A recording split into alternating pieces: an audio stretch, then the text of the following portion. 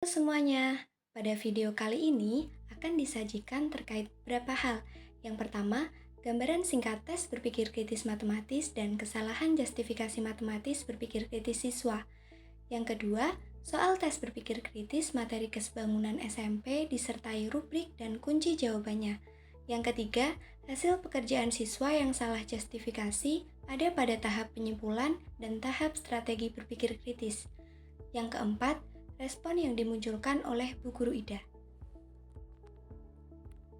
Yang pertama, gambaran singkat tes dan kesalahan justifikasi matematis berpikir kritis siswa. Bu Guru Ida memberikan soal tes berpikir kritis matematika kepada siswa SMP. Tes berpikir kritis merujuk pada berpikir kritis Jacob and Sam yang terdiri dari 4 tahap, yaitu klarifikasi, asesmen, penyimpulan, dan strategi. Siswa diminta berpikir kritis, menyelesaikan soal pada tes berpikir kritis berdasarkan tahap-tahap berpikir kritis oleh Jacob and Sam 2008. Tahap klarifikasi diharapkan dimunculkan oleh siswa berdasarkan pertanyaan bagian A dan B pada soal yang diberikan Bu Ida. Pada tahap asesmen diharapkan dimunculkan oleh siswa berdasarkan pertanyaan soal bagian C. Tahap penyimpulan diharapkan dimunculkan oleh siswa berdasarkan pertanyaan soal bagian D, dan tahap strategi diharapkan dimunculkan oleh siswa berdasarkan pertanyaan soal bagian E. Dalam hal ini, siswa melakukan kesalahan justifikasi matematis dalam berpikir kritis pada tahap penyimpulan yaitu bagian D dan tahap strategi pada bagian E. Untuk referensi berpikir kritis oleh Jacob and Sam dapat dilihat pada layar.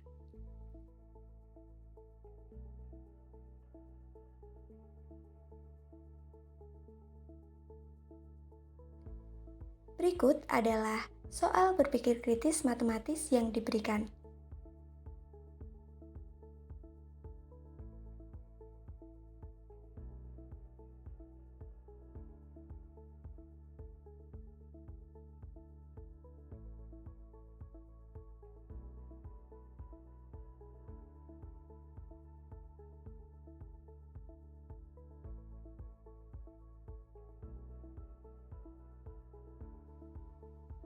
Rubrik pada tahap penyimpulan dengan skor maksimal.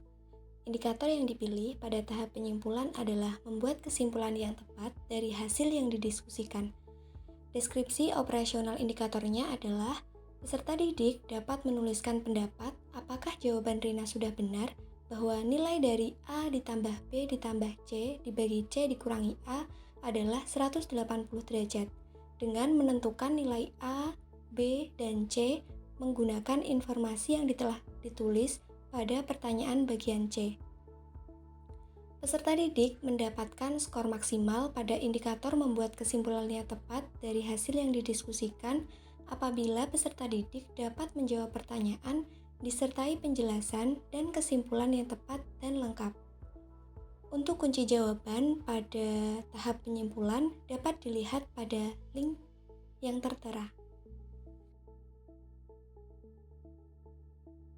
Berikut jawaban siswa yang melakukan kesalahan justifikasi matematis pada tahap penyimpulan berpikir kritis. Jawaban yang pertama, 1D, ya, jawaban Rina sudah benar, yaitu hasilnya 180 derajat. Jawaban nomor 1D di atas adalah salah, karena siswa tidak melakukan sesuatu untuk mendapatkan simpulan tersebut. Jawaban yang kedua, 1D. Nilai A sama dengan 90 derajat dikurangi 59 derajat sama dengan 31 derajat. Nilai B, 180 dikurangi A ditambah C sama dengan 180 derajat dikurangi 31 derajat ditambah 41 derajat sama dengan 180. Nilai C, 180 derajat dikurangi 139 derajat sama dengan 41 derajat. Pada jawaban nomor 1D dari jawaban yang kedua, siswa mendapatkan nilai A, B, dan C dan nampak perhitungannya, namun tidak ada argumentasi perhitungan dan besar sudut B yang diperoleh masih salah. Selanjutnya, jawaban yang ketiga. Nomor 1D. Nilai A sama dengan 90 dikurangi 59 sama dengan 31. Nilai C sama dengan 180 dikurangi 139 sama dengan 41. Nilai B sama dengan 180 dikurangi 72 sama dengan 108. Kesimpulan yang ditulis salah karena jawabannya 108. Dari jawaban yang ketiga, pada jawaban nomor 1D, siswa mendapatkan besar sudut A, B, dan C dengan benar. Namun tidak ada penjelasan argumentasi perhitungan pada nilai A, B, dan C tersebut. Selanjutnya, nilai A, B, dan C tidak digunakan untuk perhitungan A ditambah B ditambah C dibagi C dikurangi A. Jawaban yang keempat, 1D. A ditambah B ditambah C dibagi C dikurangi A sama dengan 31 ditambah 108 ditambah 41 dibagi 41 dikurangi 31 sama dengan 180 dibagi 10 sama dengan 18. Jadi, soal yang dikerjakan Rina dengan jawaban 180 derajat salah. Yang benar ialah 18 derajat. Dari jawaban keempat, simpulan nomor 1D siswa ini sudah benar dan disertai dengan perhitungan A ditambah B ditambah C dibagi C dikurangi A. Namun, tidak ada perhitungan dan argumentasi untuk mendapatkan nilai A, B, dan C. Selamat pagi anak-anak.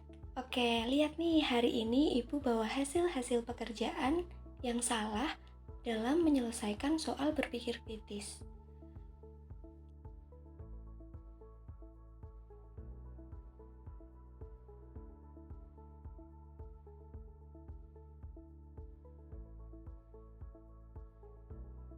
Anak-anak, coba deh cermati 4 hasil pekerjaan siswa tersebut. Nah, dari hasil pekerjaan tersebut menunjukkan siswa melakukan kesalahan. Ada yang jawabannya salah, ada yang perhitungannya tidak disertai argumentasi, ada yang simpulan dan perhitungan mendapatkan simpulan tersebut benar, namun tidak ada perhitungan mendapatkan nilai A, B, dan C. Iya, Bu. Anak-anak, kalian tahu tidak yang ditanyakan pada soal tersebut apa? Nilai A plus B plus C per C min A sama dengan 180 derajat. Bagaimana ini? Nilai A ditambah B ditambah C dibagi C dikurangi A sama dengan 180 derajat. Nah, itu sebagai informasi yang diketahui atau apa? Bagaimana ya, Bu? Saya bingung. Oke, baca pelan-pelan soalnya. Rina sedang mengikuti les mata pelajaran matematika dengan Pak Ardi untuk mempersiapkan diri menghadapi ujian akhir semester. Pak Ardi memberikan soal latihan kepada Rina, yaitu menentukan nilai dari A plus B plus C per C min A derajat. Setelah selesai mengerjakan, Rina menjawab bahwa nilai dari A plus B plus C per C min A adalah 180 derajat.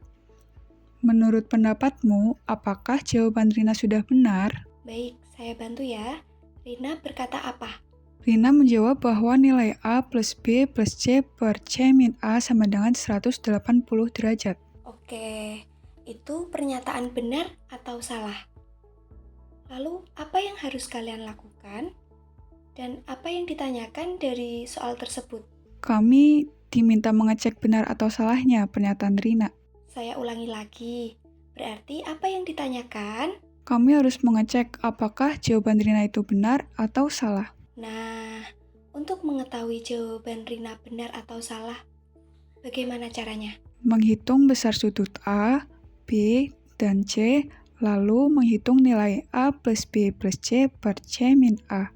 Lalu, hasil perhitungan itu 180 derajat atau bukan. Oke, bagaimana menghitungnya? Jadi, yang pertama, mencari nilai A derajat. Besar sudut FRG sama dengan 90 derajat, karena merupakan sudut siku-siku. Besar sudut FRG sama dengan besar sudut ROP, yaitu 90 derajat, karena merupakan sudut sehadap. Besar sudut SOP ditambah besar sudut ROS sama dengan besar sudut ROP karena merupakan sudut berpenyiku. Kemudian kita substitusikan besar sudut ROS yaitu 59 derajat dan besar sudut ROP yaitu 90 derajat. Sehingga diperoleh besar sudut SOP yaitu 31 derajat. Besar sudut SOP sama dengan besar sudut SDR karena merupakan sudut dalam berseberangan. Besar sudut SDR sama dengan besar sudut SOP.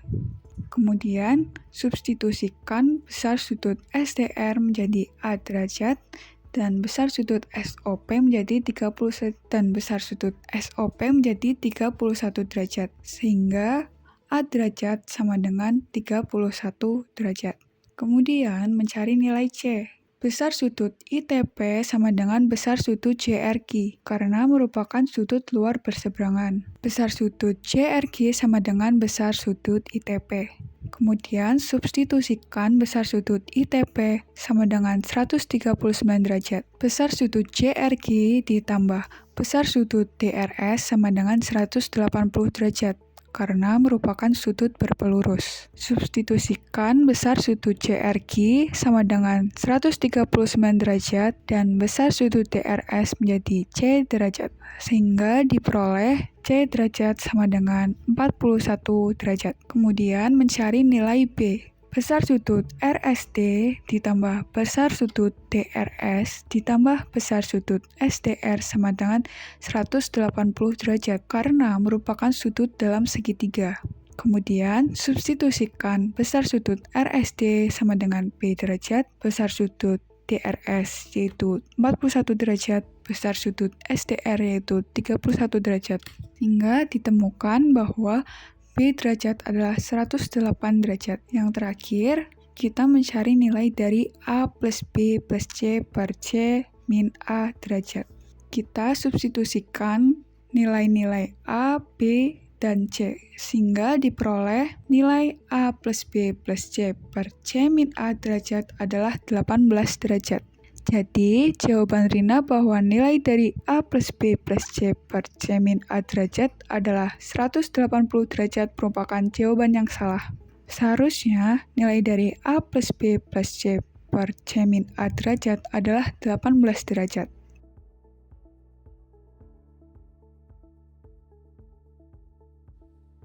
Pertanyaan pada tahap strategi adalah, setelah menentukan nilai A ditambah B ditambah C dibagi C dikurangi A, gunakan nilai A, B, dan C untuk menentukan besar sudut dari sudut dalam segitiga SOP.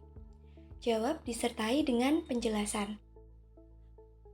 Rubrik tahap strategi dengan skor maksimal. Indikator yang dipilih pada tahap strategi ini adalah menentukan langkah-langkah tertentu untuk mendapatkan penyelesaian. Deskripsi operasionalnya adalah peserta didik dapat menuliskan jawaban dari pertanyaan lanjutan menggunakan nilai A, B, dan C disertai dengan penjelasannya. Untuk kunci jawaban pada soal tahap strategi dapat dilihat atau diakses pada link yang tertera. Berikut adalah jawaban siswa yang melakukan kesalahan justifikasi matematis pada tahap strategi berpikir kritis. Pada nomor 1E, sudut dalam segitiga SOP. Besar sudut OSP sama dengan 139 derajat, besar sudut POS sama dengan 31 derajat, besar sudut SPO sama dengan 90 derajat. Pada jawaban siswa tersebut, besar sudut ada yang benar, ada juga yang salah, namun semuanya tidak disertai dengan perhitungan dan argumennya.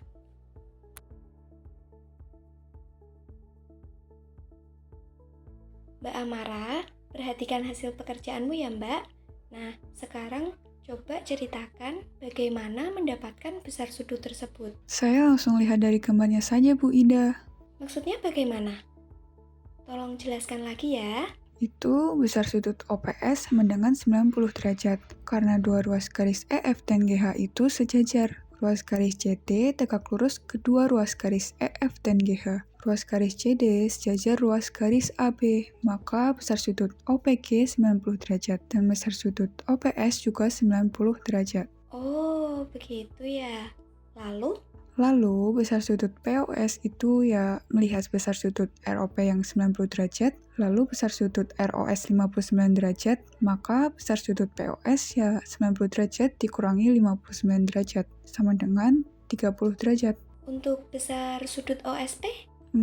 Saya sudah mulai bingung, Bu. Itu ada angka di sebelahnya. 139 langsung saya tulis sebagai besar sudut OSP.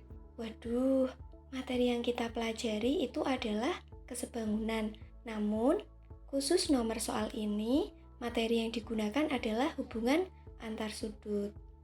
Coba sekarang sebutkan apa saja hubungan antar sudut yang terbentuk dari ruas-ruas garis sejajar yang berpotongan tegak lurus dengan ruas-ruas garis sejajar lainnya. Sudut-sudut yang saling berpelurus, sudut yang saling berpenyiku, sudut yang saling bertolak belakang, sudut-sudut sahadap, sudut-sudut dalam berseberangan, sudut-sudut luar berseberangan, sudut-sudut dalam sepihak, dan sudut-sudut luar sepihak. Oke, mengapa yang digunakan hanya terkait sudut berpenyiku dan sudut siku-siku saja ya?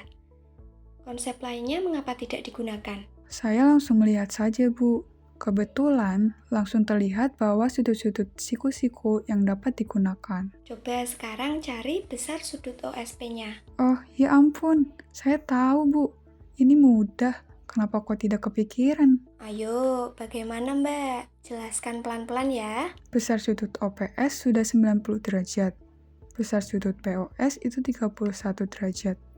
Jumlah besar sudut dalam segitiga POS adalah 180 derajat. Maka besar sudut OSP ya tinggal menulis 180 derajat dikurangi 90 derajat ditambah 31 derajat sama dengan 59 derajat. Ya, bisa. Tapi lihat kembali soalnya. Apa perintah soal? Pertanyaan bagian E adalah menentukan besar sudut dalam segitiga SOP dengan memanfaatkan besar sudut A, B, dan C. Jadi anak-anak, memang banyak cara untuk mendapatkan jawaban yang benar, namun perhatikan kembali perintah dari soal yang ada dan ikuti perintah tersebut. Besok lagi kalau diberi soal baik matematika atau pelajaran lainnya, ikuti perintah soalnya ya.